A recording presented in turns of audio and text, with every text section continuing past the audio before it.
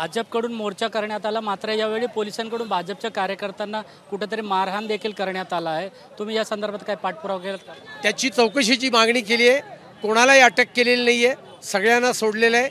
ज्या एका व्यक्तीने पाकिस्तान जिंदाबादच्या घोषणा दिल्या आहेत त्या व्यक्तीला पोलिसांनी अटक केलेली आहे।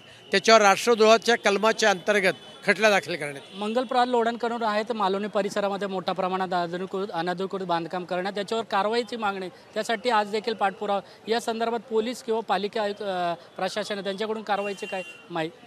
नाही, अनधिकृत कारवाई बांधकामांवर खूप कारवाई गेल्या दीड वर्षामध्ये या ठिकाणी झालेली आहे, येणाऱ्या काळात आणखीन होणार आहे। आणि याच्यामुळेच तर अस्लम शेख आणि काँग्रेसवाले चौताळलेले आहेत।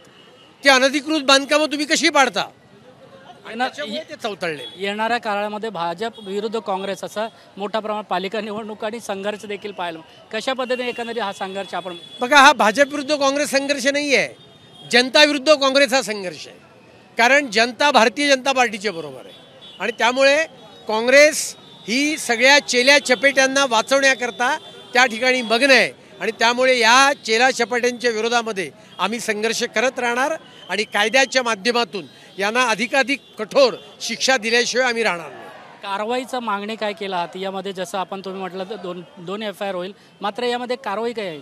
अस्लम शेखवर FIR झाला पाहिजे कारण त्यांनी धमकी दिलेली आहे आणि त्या संदर्भात आम्ही CPंशी बोललेलो आहे।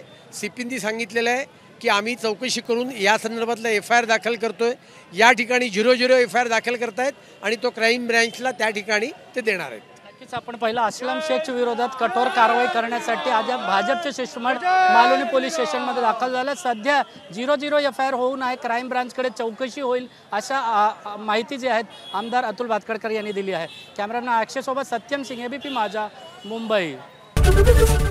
ABP माझा, उघडा डोळे बघा नीट।